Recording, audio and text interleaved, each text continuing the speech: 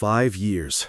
It's strange how long that can feel when every minute of it is spent chasing a future that was never really yours to claim. My name is Liam Vance, and for what feels like a lifetime, my world rotated around a single mission: to help my wife, Chloe, achieve her dreams. It wasn't just something I said at the altar.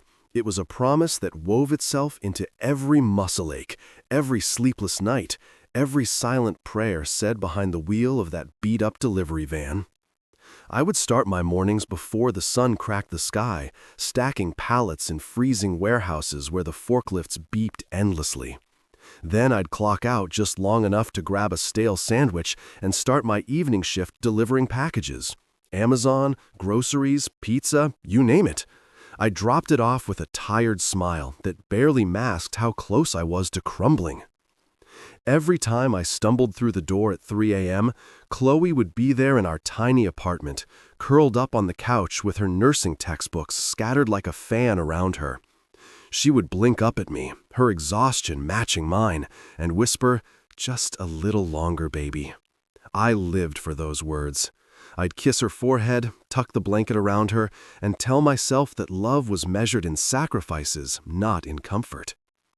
I watched her grind too, studying through migraines, pulling all-nighters before exams, fighting the gnawing fear that she wasn't good enough.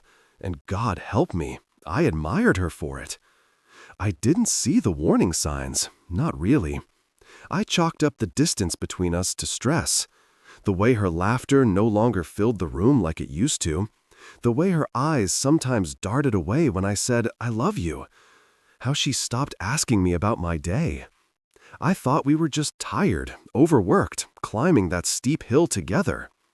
Every time she cried about failing a mock test or doubted her abilities, I held her tighter, working harder to build the foundation she could stand on. I remember one night clearer than most, the night she got her acceptance letter into the nursing program. She screamed, leaping into my arms. Her joy was so blinding, I forgot how heavy my own chest felt. "We did it," she cried. And in that moment, I believed it was true. We, not her, us, a team. What a fool I was. Over the years, every dollar I earned funneled into her education. Books that cost as much as our monthly utilities, lab coats, clinical supplies, gas money for hospital rotations. Meanwhile, I wore shoes with holes in the soles, and my idea of a luxury meal was adding bacon to a drive-through cheeseburger. It didn't matter. I convinced myself it would all be worth it in the end. That one day we'd look back at the struggle and laugh, wrapped up in the better life we had bled together to build. That was the dream, wasn't it? Build her up so we could rise together. What I didn't realize, what I was too stupid, too trusting, too in love to realize, was that in her mind, the finish line wasn't the beginning of our next chapter. It was the end of my usefulness. I was the training wheels she couldn't wait to kick off once she learned how to balance without me. All the whispered promises, all the midnight forehead kisses, they weren't a covenant. They were a transaction with a hidden expiration date. And when it finally came due, I wouldn't even be afforded the dignity of a warning. There's a cruelty in hope. It blinds you to the moments when the people you love most start packing up pieces of themselves without telling you. You stand there smiling like a fool, holding out your heart like an offering, never noticing that their hands are already too full with new dreams you no longer fit inside. 5 years of believing, of breaking my back to build a dream that was only meant for one of us. 5 years of "just a little longer, baby," echoing in my ears, a lullaby masking a slow goodbye. I carried that hope like a fool carries a winning lottery ticket he never bothered to check, thinking it would save me, change everything, when really it was just paper, worthless once the numbers were revealed. I wish I could say I saw it coming, that I noticed the way her hugs turned hollow, or the way she flinched when I mentioned the future. But love makes you blind in the most insidious way. Not by covering your eyes, but by filling them with so much brightness you can't see the cracks forming in the foundation. I didn't see it. I didn't feel it until it hit me full force like a sledgehammer to the chest. And by the time I realized the truth, there was no going back. Chloe Vance, the woman I built my life around, had already decided that the life we built together was a stepping stone she was ready to leave behind. And me? I was just the fool still standing at the bottom of the staircase, arms outstretched, waiting for a hand that was never going to reach back down. I didn't know what I was walking into that day. If I had, maybe I would have braced myself harder. Maybe I would have recognized the brittle tension in the air the moment I stepped through the door. But no. After all these years, some part of me still believed in happy endings. I had stopped at the store on my way home from the night shift, the exhaustion heavy in my bones, but the excitement somehow stronger. I'd grabbed a cheap bouquet of roses and a card that said, "Proud of you," in big, stupid gold letters. I was ready to celebrate.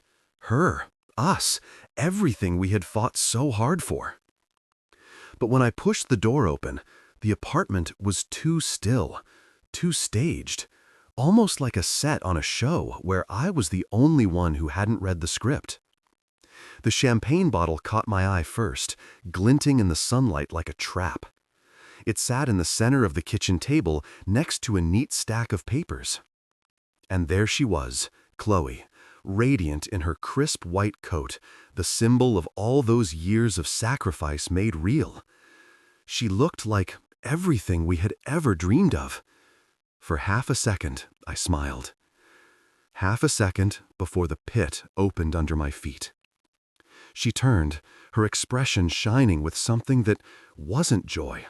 It was freedom, a wild, untamed relief that had nothing to do with me. "You made it," she said lightly, picking up the champagne and popping the cork with an ease that made my stomach twist. Foam spilled over the edge, and she giggled, pouring 2 glasses without even looking at me. I set the flowers down stupidly on the counter. They looked pathetic there, bright and desperate and out of place in a room that no longer belonged to me. I reached for the papers, my fingers trembling slightly, my heart hammering a warning I didn't yet have the courage to heed. I didn't need to read the title. I knew instantly. Divorce agreement. Property division. No kids, no assets, except the battered truck and the worn furniture we bought secondhand when we were broke and stupid and wildly in love. I lifted my gaze to hers, searching, pleading silently for some explanation, some hint of the woman I had given everything to. Instead, she smiled wider, clinking her glass against mine. "I need to grow without dead weight holding me back," she said, her tone breezy, as if discussing a new hairstyle. Dead weight. That was what I had become to her. A tether she no longer wanted, dragging behind her, now that she had the wings she needed. I didn't argue, not because I agreed, but because I realized, standing there like an idiot in my work boots and warehouse uniform, that anything I said would only dignify the way she had already rewritten our history. Love hadn't died here. It had been methodically buried, replaced by ambition, by resentment, by a hunger for a life that no longer included me. I sat down heavily at the table, the chair groaning under the weight of the moment, and reached for the pen she had already thoughtfully placed beside the papers. My hand hovered for a second where I thought about fighting, about begging her to remember the nights we slept on an air mattress because we couldn't afford a bed frame, about the nights I came home with frostbitten fingers just to put gas in her car so she could make it to her clinicals, about all the invisible ways I had built a world around her. But what good would it do?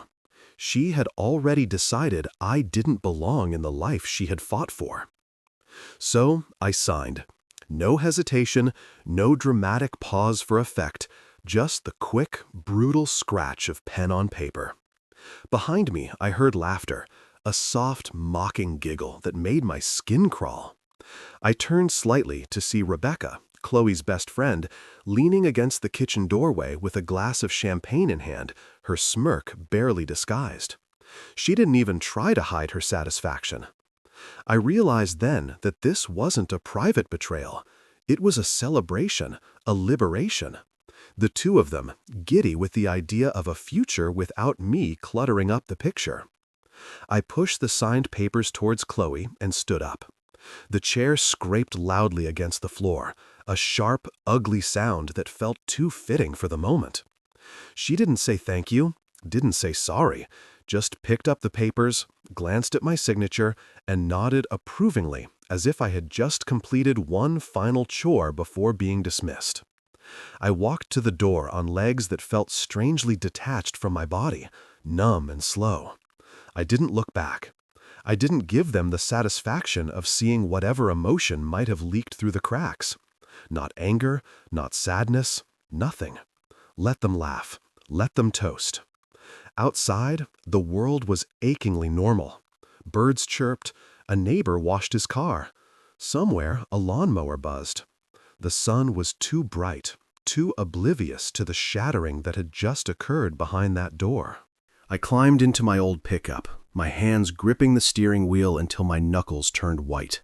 For a long moment, I just sat there, staring straight ahead, trying to remember how to breathe without her. 5 years ago, I had vowed to build a life around her. I had spent every waking moment stacking stone after stone, brick after brick, constructing a dream that she could stand tall within. And today, with a few strokes of a pen and a bottle of champagne, she had bulldozed it all to the ground. Not with rage or cruelty, but with something colder: indifference. I shifted the truck into gear and pulled away from the curb, the tires crunching over loose gravel. I didn't cry. I didn't rage. I just drove, 1 mile at a time, away from the life I had built, away from the woman who no longer needed me. Somewhere deep down, a tiny broken voice whispered that maybe this wasn't the end. Maybe it was the beginning. But in that moment, it didn't feel like it. In that moment, it felt like all I had left were ashes. The night air clung to my skin like a second, colder layer as I packed my life into the back of my battered blue pickup. There wasn't much to load. Some clothes, a few tools, an old coffee maker with a cracked handle, and a box of memories I couldn't yet bring myself to throw away. The same memories that felt like a weight chained to my chest. I moved quietly, methodically, as if making too much noise might give someone the chance to talk me out of leaving. But no one came out. No one stopped me. The apartment that had once been our sanctuary now loomed behind me, windows glowing warmly like a cruel joke. I didn't expect Chloe to come outside. I guess some stubborn, wounded part of me hoped she might. That maybe she'd stand on the porch, arms crossed in that way she used to when we fought, daring me to stay, daring me to care enough to fight back. But the doorway stayed empty.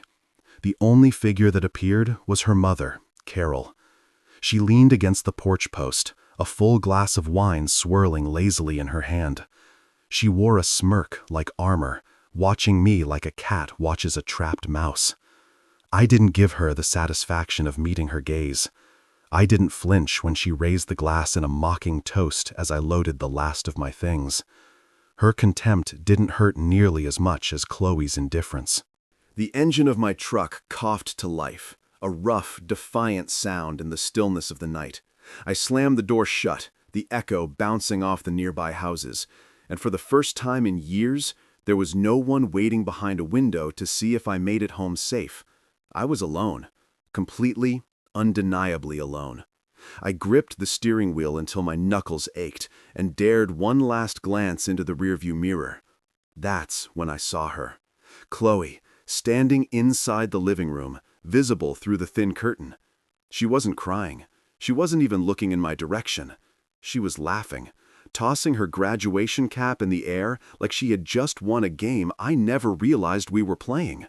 The sight punched the air out of my lungs harder than any physical blow ever could. I swallowed the sharp ache in my throat, shifted the truck into reverse, and backed out of the driveway without looking back again. I didn't peel out. I didn't slam the brakes for dramatic effect. I simply left. I drove slow, deliberate, every mile putting more distance between the man who had begged for scraps of love and the man I was about to become. My phone buzzed on the passenger seat, lighting up with Jacob's name. My brother, always loyal, always ready to charge into battle for me, even when I didn't ask. I let it ring, let it go to voicemail. He had called 3 times already today, his voice getting more desperate each time. "Liam, don't do this, man. She's just scared. She doesn't mean it. You guys can fix this." But there was no fixing something that had been broken quietly over years, with every dismissive glance, every forgotten promise, every whispered, "just a little longer," that had slowly rotted away what we once were. No, I was done fighting for someone who had so clearly stopped fighting for me. Done bleeding for a love that had turned into a transaction she could terminate when it no longer served her. I silenced the phone, shoving it deep into the glove compartment, where its pleading buzz would be nothing more than a faint, distant memory. The farther I drove, the lighter I felt, an unfamiliar, almost terrifying sensation, like I had been carrying a boulder on my back for so long that standing upright again felt wrong, unnatural. I didn't have a plan, no job lined up, no new place to stay. I had a few thousand in the bank, a battered pickup, and the clothes on my back. That's it.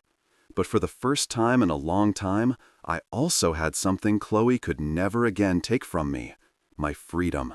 Somewhere beyond the horizon, there had to be a life not built on sacrifice alone.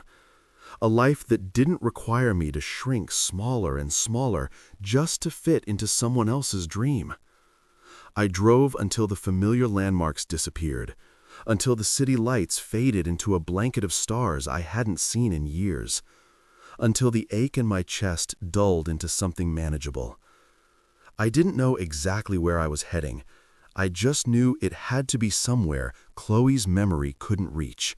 Somewhere I could be just Liam, not Liam the delivery guy, Liam the night manager, Liam the husband who wasn't enough.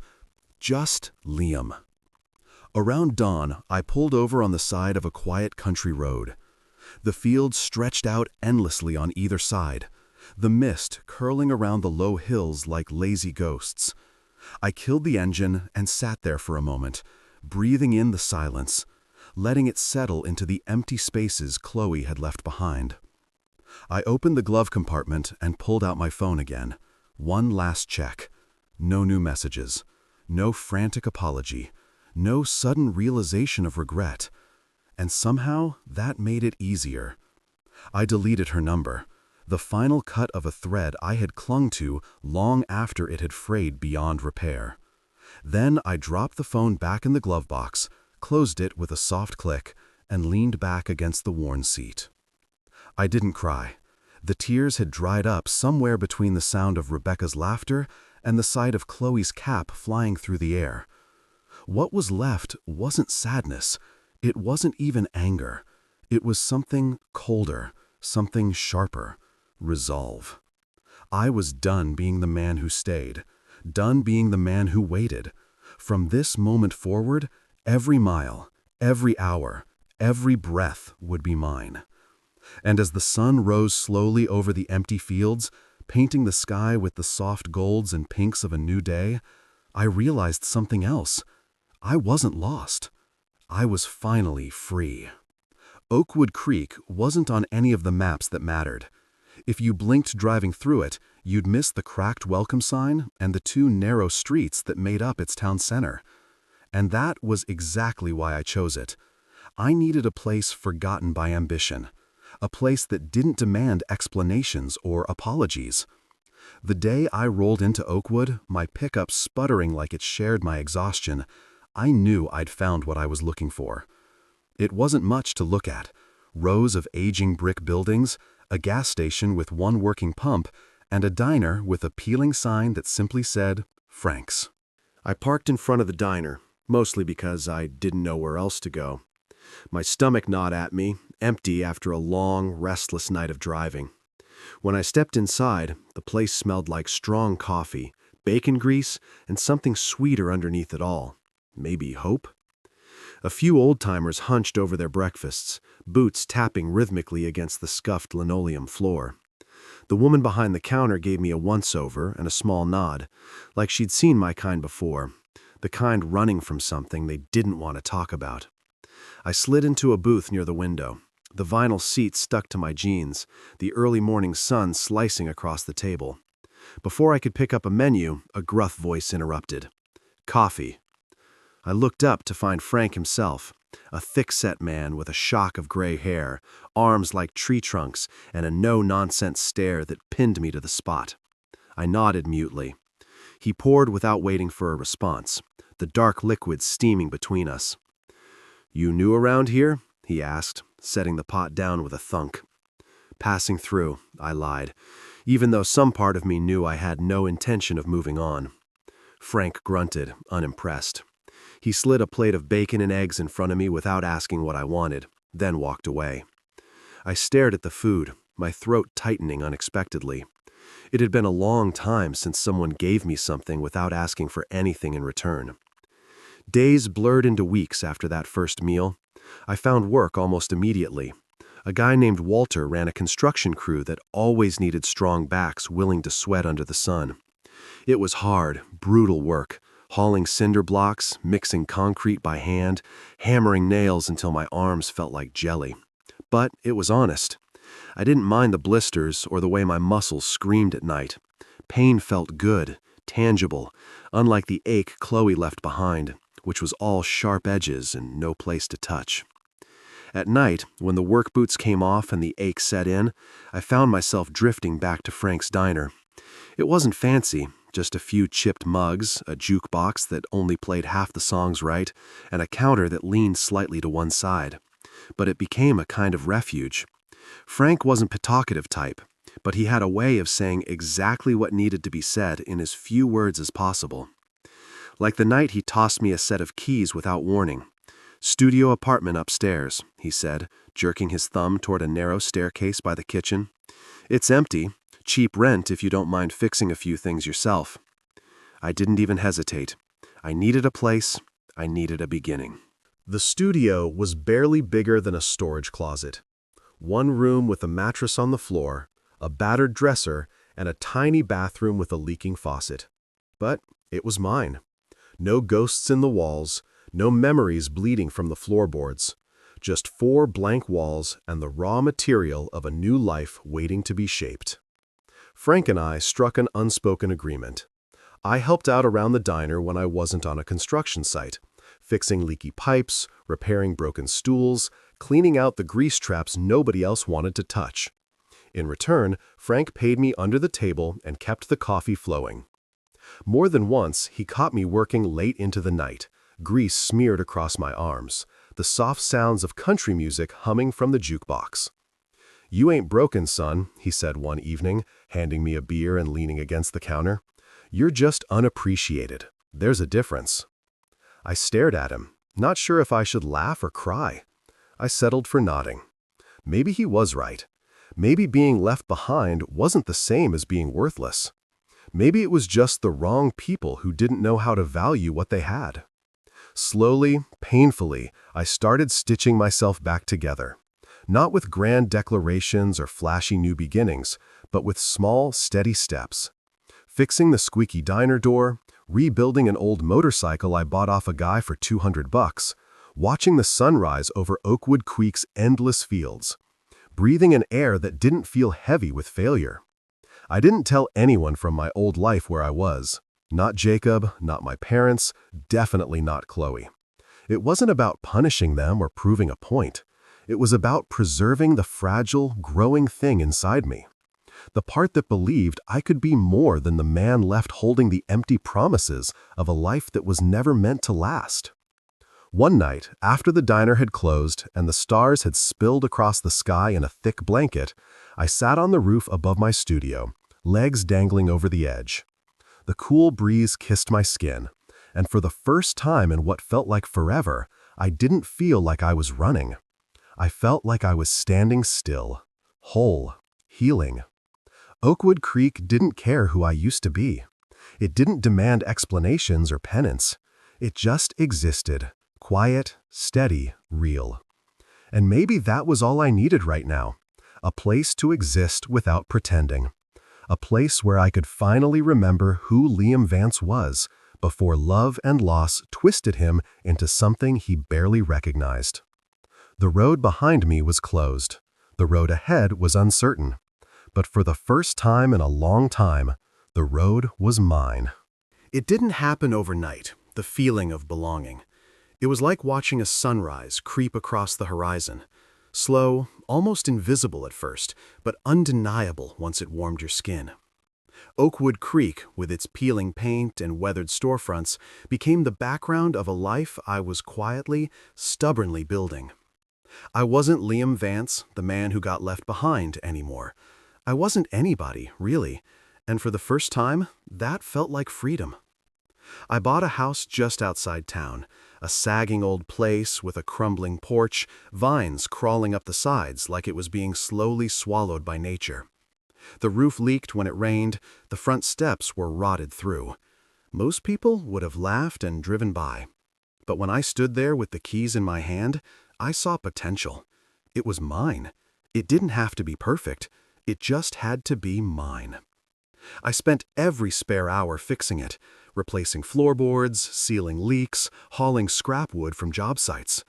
Every nail I hammered into place felt like reclaiming a piece of myself. The locals started to notice me, not in the intrusive city kind of way, but in the way of small towns where a nod at the grocery store meant acceptance. Frank introduced me to a few guys at the VFW hall, and before long, I was helping out with their weekend projects, repairing fences, building wheelchair ramps, hauling firewood before the first snows hit. It wasn't glamorous. It wasn't the life I had once dreamed about when Chloe and I plotted our future over late-night takeout, but it was real, solid under my boots, honest in a way that left no room for the kind of betrayal I'd left behind. And then there was Eleanor.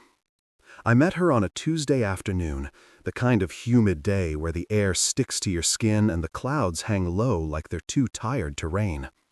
I was fixing the porch rail at the diner when a silver SUV pulled into the gravel lot, dust kicking up behind it. She stepped out with a camera slung around her neck, her hair pulled back in a messy knot, wearing scuffed boots and a denim jacket that looked like it had seen 100 road trips. She glanced around with a kind of wide-eyed curiosity, like she was cataloging the details of the world around her. Our eyes met, and she smiled, a simple, open thing that hit me harder than I expected. I nodded, wiping the sweat from my forehead with the back of my hand. She walked over without hesitation. "You're not from around here," she said. Her voice was light, teasing, not accusing, just an observation. I shrugged. "Guess that makes two of us." She laughed, the sound low and genuine. It wasn't a flirtatious laugh, not the polished kind Chloe used to deploy like a weapon. It was easy, honest. She introduced herself, Eleanor Moore, a traveling photographer documenting small towns across America. I didn't have much to say about myself, and she didn't pry. She just sat on the porch steps while I worked, snapping photos of the diner sign, the chipped coffee mug through the window, the way the afternoon sun turned the dust into gold. Over the next few weeks, she kept showing up. Sometimes she ordered a slice of pie and nursed a cup of coffee for hours, flipping through her photos. Sometimes she sat at the counter and swapped stories with Frank, making the old man laugh in a way I hadn't seen before. And sometimes she found me wherever I was, patching a fence or tuning an engine, and asked if she could take my picture. At first, I said no. I didn't want to be captured, frozen in time as the broken man who ran away. But Eleanor had a way of looking at you that made you feel seen, not judged, not pitied, just seen. One day, I relented. She snapped a few shots of me sanding down a motorcycle frame behind the diner. I expected to hate them, expected to see the ghost of who I used to be. But when she showed them to me, I didn't see a broken man. I saw someone still standing, still fighting. Eleanor didn't ask about my past. She didn't push. She just let me exist beside her, quietly, steadily, until it felt natural to open up. Sitting on the tailgate of my truck one night under a sky so full of stars it looked like it could swallow us whole, I found myself telling her things I hadn't said out loud in years. About the 5 years of tomorrows I gave to someone who never planned to stay. About the nights spent wondering what I could have done differently. About the quiet rage that sometimes still curled in my gut when I thought about Chloe's laughter as I drove away. Eleanor listened. She didn't interrupt, didn't offer easy platitudes.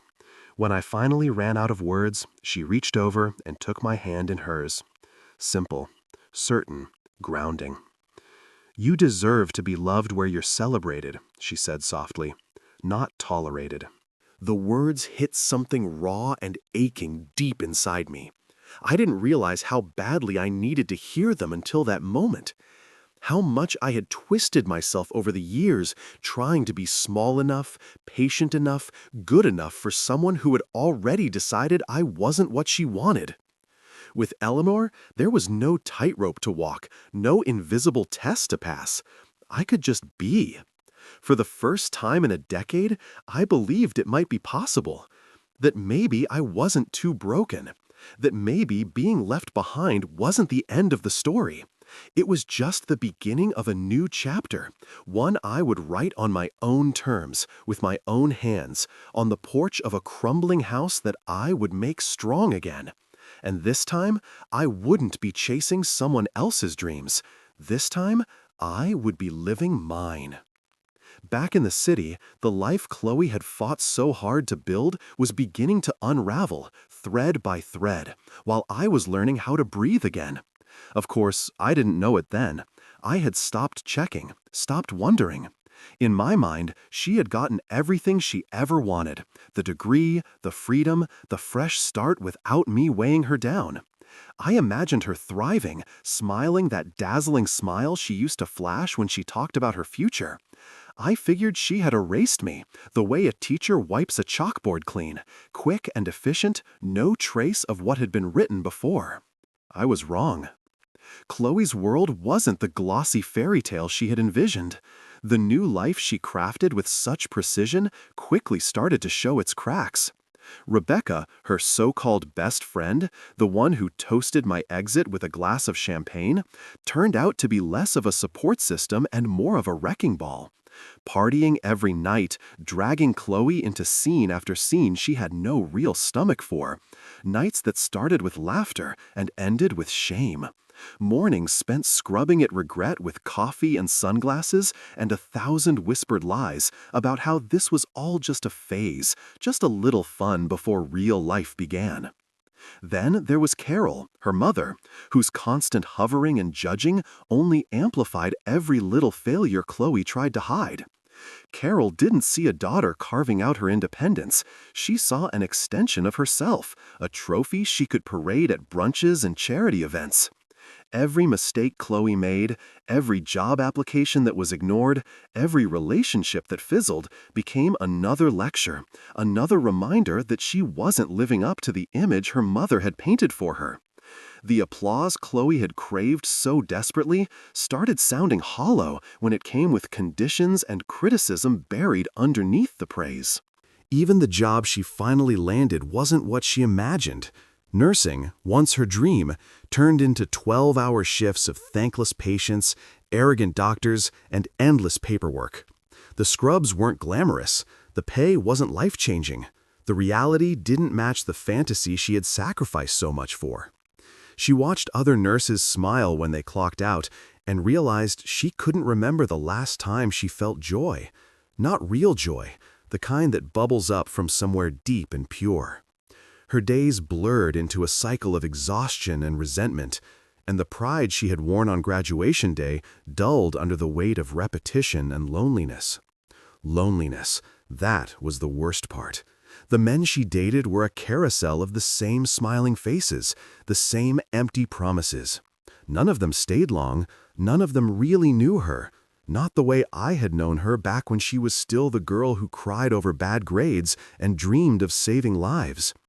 She traded gold for glitter, And when the glitter blew away in the wind, she was left standing in the ashes, wondering when everything had gone so wrong.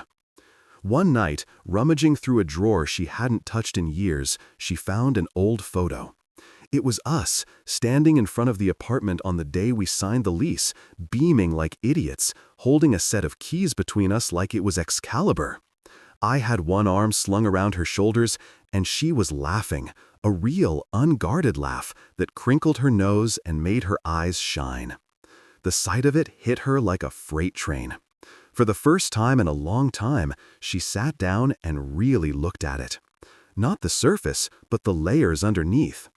She remembered the man who worked 3 jobs so she could study, the man who kissed her knuckles before every exam and waited outside the hospital after clinical rotations with a thermos of hot chocolate, the man who believed in her when she didn't believe in herself. And slowly, horrifyingly, she realized she had thrown it away. Not for a better life, not for happiness, but for an illusion. She had mistaken ambition for fulfillment, freedom for happiness, and in the process, she had betrayed the only person who had ever truly stood beside her without asking for anything in return. That night, surrounded by empty wine glasses and unopened mail, she cried harder than she ever had before. She wasn't crying for the life she thought she lost. She was crying for the man she had left standing at the door with a heart full of loyalty and a bouquet of crushed roses. For the first time, she wasn't angry at me. She wasn't resentful. She was ashamed. But shame is a funny thing.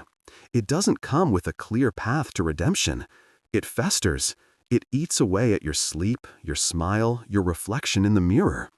It makes you do desperate things, like pick up your phone and scroll through old numbers, praying you hadn't deleted the one person you swore you'd never need again. Chloe realized too late that love like mine didn't come around twice. That sometimes, when you burn a bridge, you don't just lose the path back, you lose the right to even look across the river. Meanwhile, back in Oakwood Creek, I was living my quiet life, unaware of the storm gathering on the horizon. I wasn't spending my nights mourning what I lost anymore.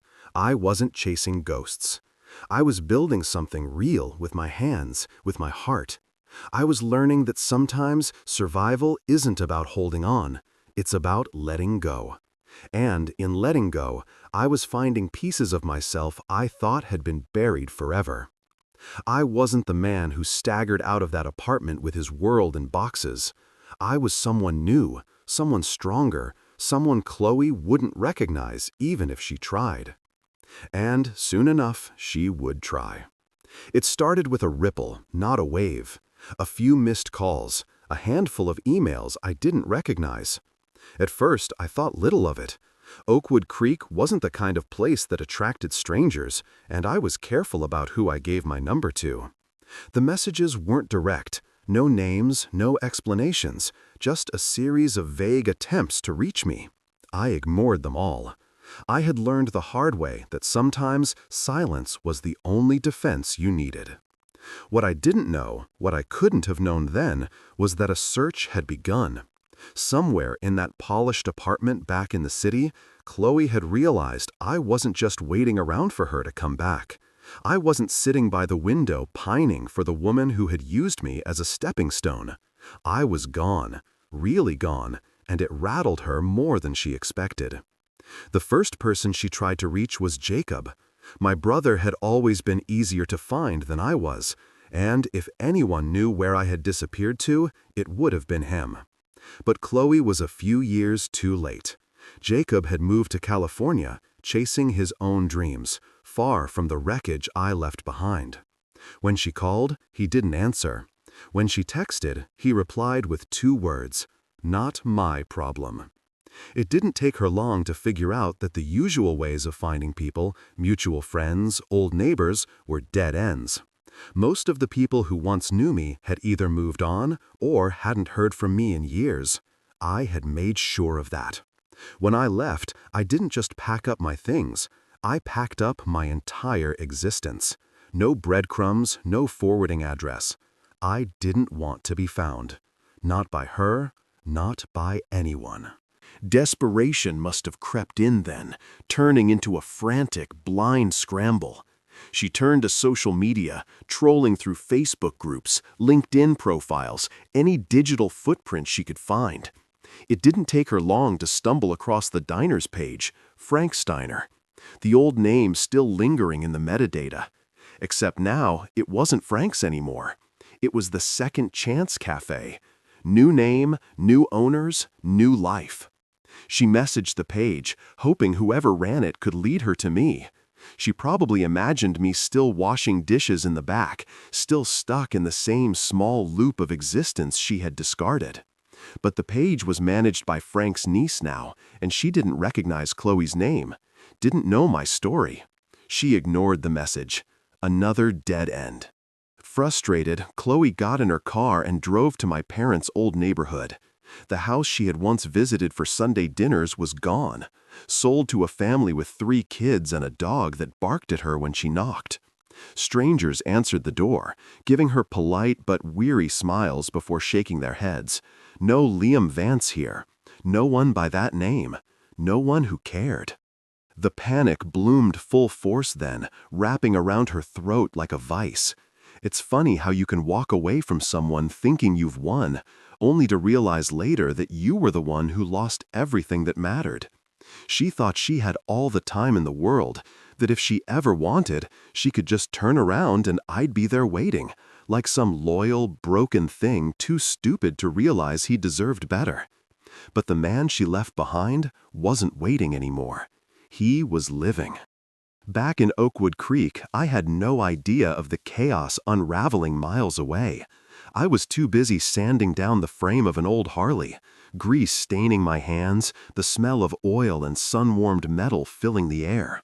Life was simple here, honest.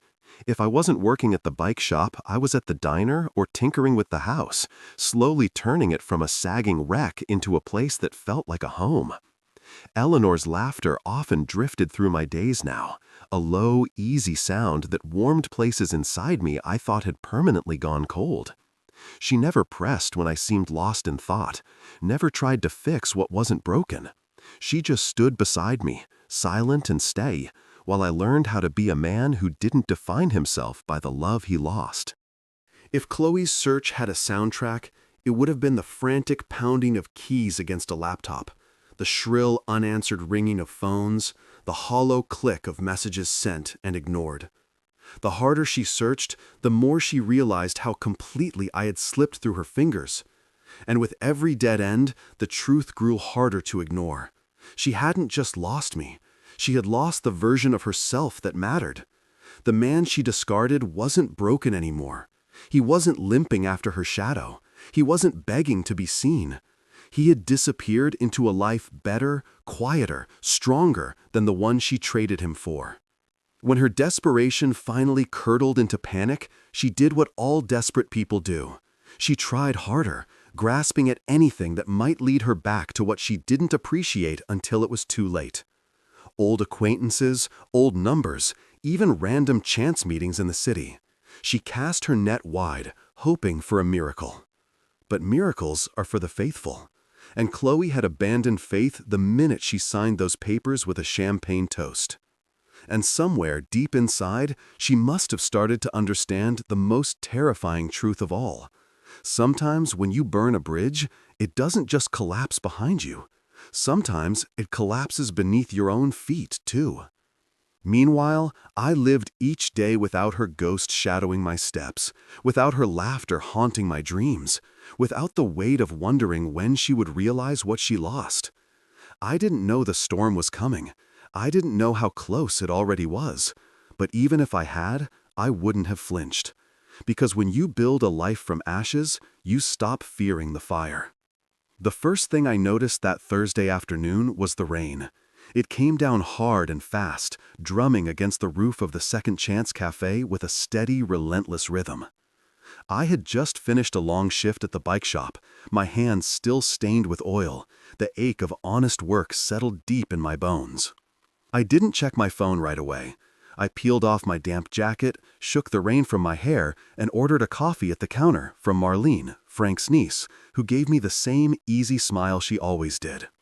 It wasn't until I sat down at my usual corner table, the one near the window that overlooked Main Street, that I dug into my pocket and fished out my phone. The screen lit up like a flashing red alarm. 169 missed calls. I stared at it, the numbers not making any sense at first.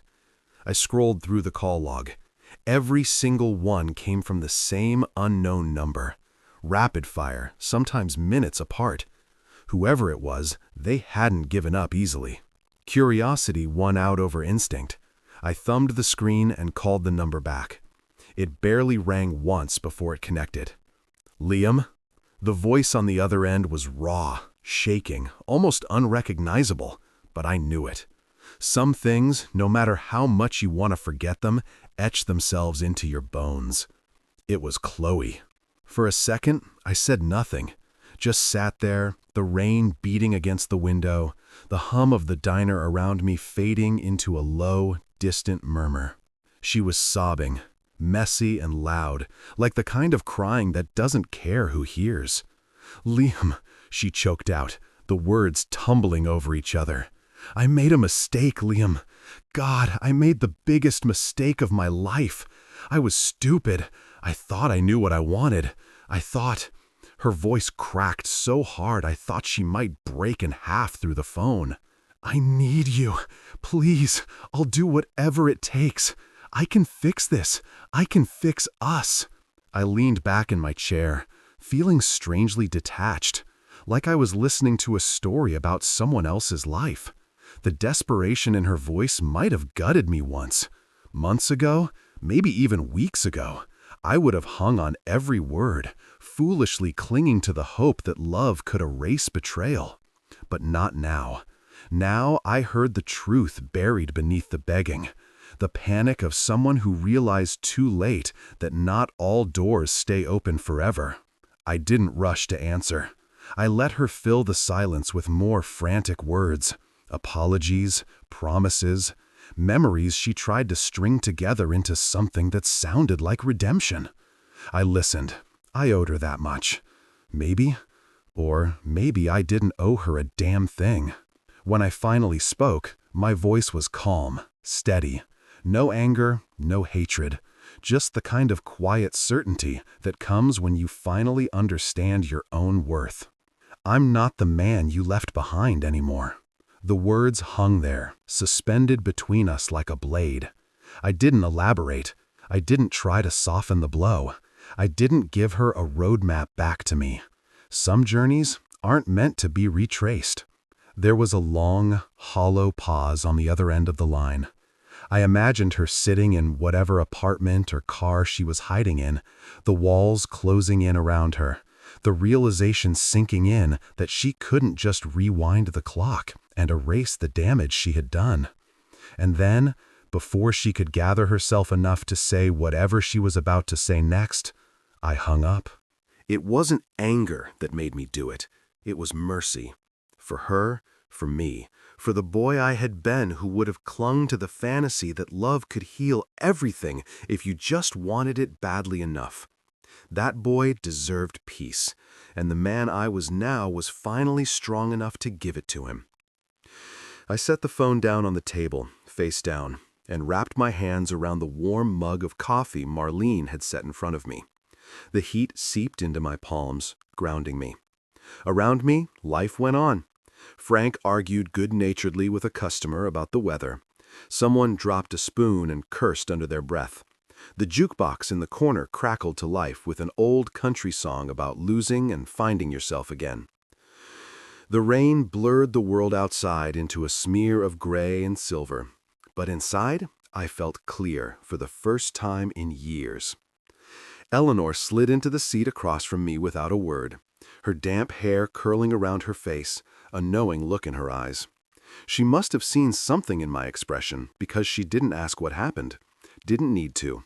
She just reached across the table and squeezed my hand, her touch firm and steady. I squeezed back, a small, silent thank you for her understanding. Chloe's voice echoed faintly in my memory, but it didn't hurt the way it used to. It didn't crack me open or drag me under. It was just another sound, another closed door behind me. She had made her choice. And finally, so had I. Outside the window, the rain began to slow, the heavy drops tapering off into a soft mist. The world beyond Oakwood Creek would keep spinning, full of regrets and what-ifs, and people chasing the past like ghosts they could never quite catch. But me? I wasn't chasing anything anymore. I was already home. 2 days later, the storm didn't come from the sky. It walked straight through the door of the Second Chance Cafe. It was a Saturday morning, the kind that usually hummed with slow conversation and the smell of fresh biscuits drifting through the air. I was behind the counter with Frank, wiping down mugs and chatting about the upcoming county fair, when the bell above the door jingled violently, announcing something more than just a customer. I didn't have to turn around to feel the shift in the room. Conversation stalled. Forks froze halfway to mouths. Even the jukebox seemed to stutter and fall silent. I knew before I even looked who it was. Chloe stood in the doorway, drenched from head to toe, her mascara smeared in dark tracks down her cheeks, her hair clinging wetly to her face. She wore a jacket that was far too thin for the weather, her hands trembling as she clutched a soggy purse to her chest like it might anchor her. She looked nothing like the woman who had stood in our kitchen 5 years ago, radiant and triumphant, popping a champagne cork over my broken heart. Eleanor sat at the counter a few stools down, cradling a cup of tea in her hands. She turned her head slightly, registering the scene without panic. Her expression was calm but alert. She didn't speak. She didn't move. She just watched, her presence a silent wall of strength beside me. Chloe's eyes locked onto mine, and for a moment the whole world narrowed down to just the space between us. She stumbled forward a step, her voice breaking the thick, stunned silence of the diner. "Liam, please." She dropped to her knees on the checkered floor with a soft thud that echoed far louder than it should have. Gasps rippled through the cafe. Forks clattered onto plates. Someone whispered a sharp curse under their breath. She crawled toward me, clutching at my hand where it rested on the counter, her fingers cold and trembling. Tears mixed with the rain on her face, making her look almost childlike in her desperation. "I'm sorry," she sobbed, voice ragged. "I'm so sorry. I didn't know what I was doing. I was stupid. I was selfish. She hiccuped, gasping for air. "I thought I needed to find myself, but I only lost everything that mattered." The diner was deathly still, everyone holding their breath, waiting to see what I would do. Frank leaned against the doorway to the kitchen, arms crossed, his mouth tugged up in a wry smile that said he had seen 100 tragedies play out before, and this one wouldn't break the world. I knelt down beside her, not because I wanted to soothe her, but because I needed her to hear me, to see me, without the barrier of height or distance. I looked into her eyes, the same eyes I had once memorized, the same ones I had once sworn to protect, and I saw nothing but the wreckage of choices she couldn't undo. I spoke softly, so only she could hear over the quiet murmur of stunned diners. "You taught me how to be invisible," I said, my voice low and steady. "You taught me that loyalty, sacrifice, love, they didn't matter if they weren't convenient for you." She shook her head fiercely, mouthing no over and over again, but I kept going. I needed her to understand this wasn't anger talking, it was clarity. "You made me a ghost," I said. "Now you'll learn how it feels." I stood up slowly, feeling the weight of every eye in the room. I could feel Eleanor's steady gaze like a tether keeping me grounded. Chloe stayed on her knees, looking up at me with a shattered expression, reaching out one last time like a drowning woman grasping for a lifeline. But I had no lifelines left to give her.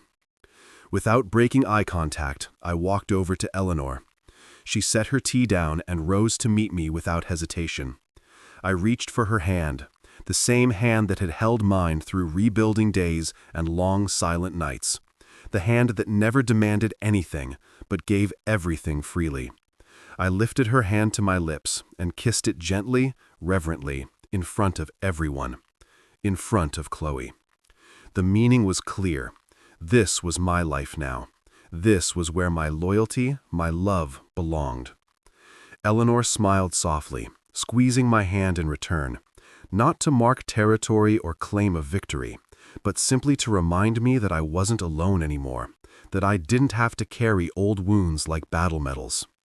Chloe let out a low, broken sob that seemed to shatter against the walls of the diner. I didn't look back. I didn't need to. As I led Eleanor toward the door, the rest of the diner began to buzz with movement again. Forks scraping plates, conversations picking up awkwardly, life refusing to pause for one woman's regret. Frank tipped his imaginary hat to me as I passed. A silent salute I understood without needing to hear the words. Outside, the rain had eased into a fine mist, soft and almost forgiving. I helped Eleanor into my truck, climbing in beside her. For a moment, we sat there in the quiet, the windows fogging slightly from the heat of our breathing. Eleanor rested her head against my shoulder. "You okay?" she murmured. I thought about it. Really thought about it. About the years I spent loving someone who couldn't love me back. About the nights I wondered if I would ever feel whole again. About the long, brutal climb out of the pit Chloe had left me in. I turned my head, pressing a kiss to Eleanor's temple. "I'm better than okay," I said. "I'm free." As I started the engine and pulled away from the diner, from the wreckage of a life that wasn't mine anymore, I realized something that made me smile. Some ghosts aren't meant to haunt you forever. Some ghosts are meant to teach you how to live again. Life didn't snap back into place like a rubber band after that day. It didn't miraculously erase the years I spent trying to make myself small enough for someone else's dreams. Healing wasn't a straight road in Oakwood Creek. It was winding, full of little detours and unexpected stops. But it was mine. Every scar, every crack in my heart, every rough edge I'd once tried to sand down for the sake of someone else's comfort, none of it needed to be hidden anymore. Eleanor and I built a life together the way a craftsman builds a house. Not in a rush, not with cheap shortcuts, but with careful hands and a steady patience that neither of us had ever truly been given before. She didn't complete me. She didn't fill some missing piece. She walked beside me, and that was enough. We were two whole people who chose each other day after day without needing to be anyone but ourselves. The day we got married, we didn't rent a fancy venue or plan some extravagant ceremony. We stood beneath the sprawling oak tree behind the cafe, the one that had shaded so many quiet conversations and tired mornings. Frank officiated with a battered Bible in one hand and a mischievous twinkle in his eye, half reading, half making it up as he went along. The whole town showed up. Marlene from the diner, Walter and his construction crew, even the mayor, who gave us a confused but heartfelt blessing between bites of barbecue. Eleanor wore a simple dress, white cotton that fluttered around her legs in the breeze. I wore the only suit I owned, one Frank had insisted on pressing himself the night before. There were no bridesmaids, no groomsmen, no fancy flower arrangements. Just us, standing under that tree, promising each other not perfection, not fantasy, but the kind of love that grows in real soil with roots strong enough to weather any storm. When she said "I do," it wasn't a performance. It wasn't a script rehearsed 100 times. It was a promise spoken with a quiet certainty that made my chest ache in the best way possible. When I slid the ring onto her finger, my hands didn't shake. They were steady. Sure, I knew what I was giving, and I knew what I was receiving. Not a dream, not a lie, a life. Afterward, we danced barefoot on the grass, Gus playing old records on a cranky portable player that skipped every third song. Children ran between tables piled high with fried chicken, pies, and jugs of sweet tea. It wasn't the wedding I once imagined as a younger man, grand and polished and perfect. It was better. It was ours. I opened a motorcycle repair shop that summer in a little brick building a few blocks from the cafe. It smelled like oil, metal, and hope. I spent my days rebuilding engines and mentoring young men from town who needed someone to believe in them the way Frank once believed in me. Kids with too much anger in their fists and too little guidance in their lives. I taught them how to use a wrench, how to respect a machine, how to take pride in something they built with their own hands. In the quiet hours between jobs, I sat on the front steps of the shop, sipping coffee, listening to the sound of the town breathing around me. I didn't need noise anymore. I didn't need constant motion. I had learned the beauty of a still life, of a simple life, of a life lived fully in the moments most people rush through. Every so often, I would catch a glimpse of Chloe's number flashing across my phone screen. No name, just the digits burned into my memory like a brand. I never answered. Never blocked it either. I didn't need to. Her calls weren't a threat. They were echoes, fading reminders of a life I had already buried with my own two hands. Sometimes, when the sun dipped low and painted the sky in bruised golds and deep blues, I thought about her, about the boy I used to be, about the man I had become. I didn't hate her anymore. I didn't pity her either. I simply understood something she never could. Some goodbyes are meant to last forever. Not because of anger, not because of vengeance, but because letting go is an act of love too. Love for yourself, love for the life that still waits beyond the ashes. Eleanor would come sit beside me on the steps, her camera slung over her shoulder, the scent of wildflowers clinging to her skin. She'd lean her head against my shoulder and ask, without asking, if I was okay. And I always was. More than okay. I was free. I was home. I was finally, the man I was always meant to become. Under the open sky of Oakwood Creek, with calloused hands and a heart stitched back together one day at a time, I built something no one could take from me again. A life, a love, a forever that belonged to me.